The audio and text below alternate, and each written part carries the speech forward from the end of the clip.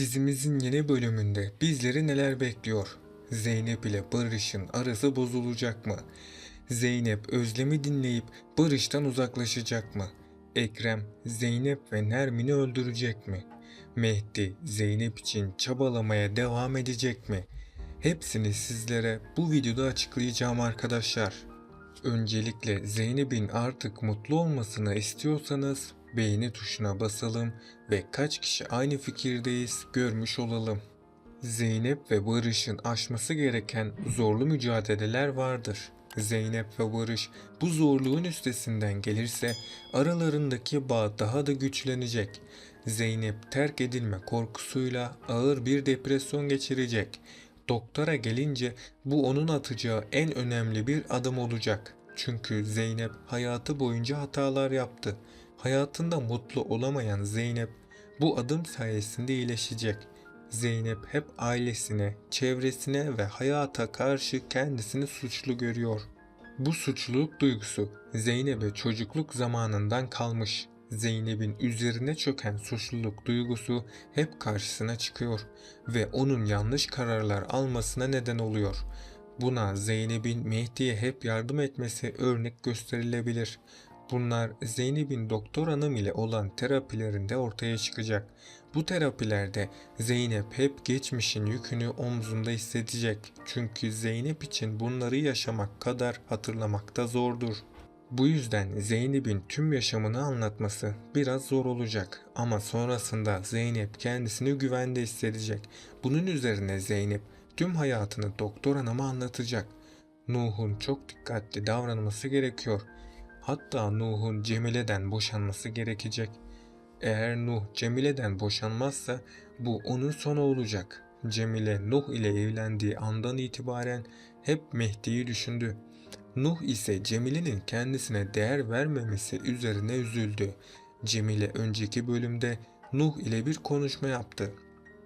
Cemile konuşmasında Nuh'a Mehdi'nin yanında durmasından istedi. Yani Cemile Nuh'un Mehdi'yi korumasını istedi.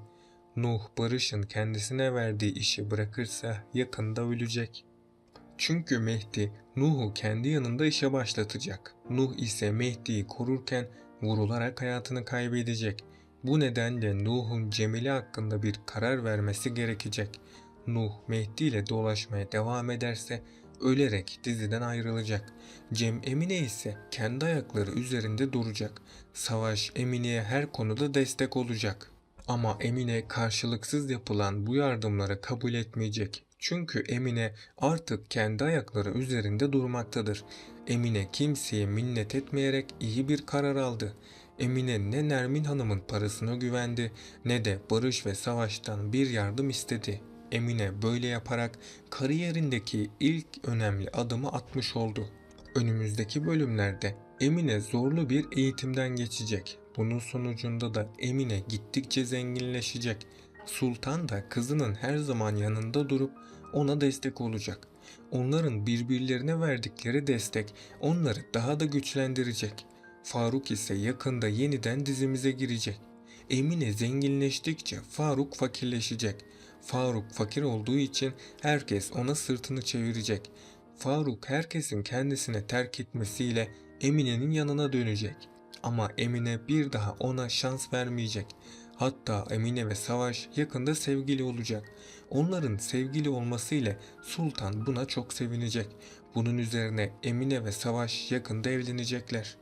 Önümüzdeki bölümde Mehdi'nin düşmanları Mehdi'ye tuzaklar kuracak. Bunların başına gelen isim ise yine Veysi.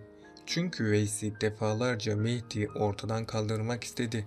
Mehdi ise Veysi'ye karşı herhangi bir önlem almadı. Mehdi'nin düşmanları ona zarar vermeye çalışacak. Bunun üzerine Mehdi'nin düşmanları hamlesini değiştirecek. Mehdi'ye zarar veremediklerini anladıklarında onun ailesini hedef alacaklar. En büyük tehlikede olan kişiler Nuh ve Zeynep'tir. Çünkü Veysi Mehdi'nin Zeynep'i canından çok sevdiğini çok iyi biliyor. Nuh da Mehdi'nin yanında durmaya devam ederse onun da hayatı tehlikeye girecek. Barış yeni bir karar aldı. Barış Zeynep'e evlenme teklifi etti. Zeynep büyük ihtimalle Barış'ın bu evlilik teklifini reddedecek. Ama sonrasında Nermin Zeynep'e yardımcı olacak. Zeynep Nermin ile konuştuktan sonra bir karar verecek. Zeynep'in bu kararı Barış ile evlenmek olacak. Barış, Zeynep'in kendi teklifini kabul etmesi ile çok mutlu olacak. Sonrasında Barış hemen düğün hazırlıklarına başlayacak. Böylece sonunda Zeynep ve Barış evlenecek. Ama bir ihtimal daha bulunmakta. Savaş'ın rahatsızlığından dolayı Barış'ın annesi hep Savaş ile ilgilendi. Barış da anne sevgisini almadan büyümek zorunda kaldı. Ayrıca Barış'ın hayatı fakirlik içinde geçti. Bu yüzden Barış zorluklar içinde kendi şirketini kurdu. Bu yolda Barış büyük zorluklarla mücadele etti. Ama Barış her şeye rağmen asla pes etmedi. Yaşananlar Barış üzerinde kapanmayan yaraların açılmasına sebep oldu. Çünkü Barış küçük yaşta büyük kararlar vermek zorunda kaldı. Ama sonrasında Barış'ın çabaları sonucu her şey değişti. Ve Barış kendi ayakları üzerinde durmayı başardı. Bu geçmiş nedeniyle Barış ve Zeynep birlikteliğinde çeşitli engeller olacak. Ama ilk zamanlar bu evlilik sorunsuz bir şekilde ilerleyecek. Daha sonrasında Barış, Zeynep'in kendisiyle daha çok vakit geçirmesini isteyecek. Ama Zeynep, Mehdi ve ailesine yardımcı olmaya devam edecek. Barış da Zeynep'in kendisiyle ilgilenmemesi üzerine geçmişine yönelecek ve geçmişte annesinin kendisiyle ilgilenmediğini hatırlayacak. Yani Zeynep'in de annesi gibi kendisini sevmediğini düşünecek. Bu yüzden Barış, ilgi ve şefkate olan ihtiyacı daha da artacak. Barış, Zeynep'in ilgisini üzerine çekebilmek için her şeyi deneyecek. Hatta bilerek kendisini hastanelik dahi edecek. Barış, Zeynep'in sadece kendisiyle ilgilenmesini isteyecek. Ama Zeynep'in bu ilgisiz ve sorumsuz halleri Barış'ın artık sabrını taşıracak. Barış da Zeynep'in bu hallerine katlanamaz hale gelecek. Bunun üzerine Barış bu evliliği sonlandırmak isteyecek. Ama Barış bu evliliği bitirdiği için ömür boyu pişman olacak. Zeynep ile olan bu birlikteliği Barış'ı rahat bırakmayacak.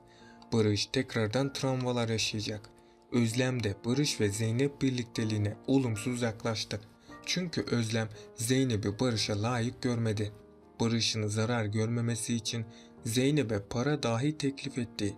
Özlem Zeynep'e Barış'ın yanında olabilecek misin diye sordu. Zeynep de bu soru üzerine çok panikledi ve Barış'ı üzeceğinden korkup onu terk etmeyi düşündü. Özlem'in bu konuşmaları Zeynep'in suçluluk duygusunu zorlayacak. Ayrıca Özlem, Zeynep ve Barış birlikteliğine elinden geldiğince izin vermeyecek. Özlem, Zeynep ve Barış aşkının önündeki en büyük engellerden birisi olacak. Peki sizce Zeynep, Barış ile evlenirse daha sonra pişman olur mu? Aşağıda yorumlarınızı bekliyorum. Bugünkü analiz videomun da sonuna geldik. Bunun gibi videoların devam etmesini istiyorsanız kanalıma abone olup bu videoyu beğenerek destek olabilirsiniz. Sonraki videolarda görüşmek dileğiyle, hoşça kalın.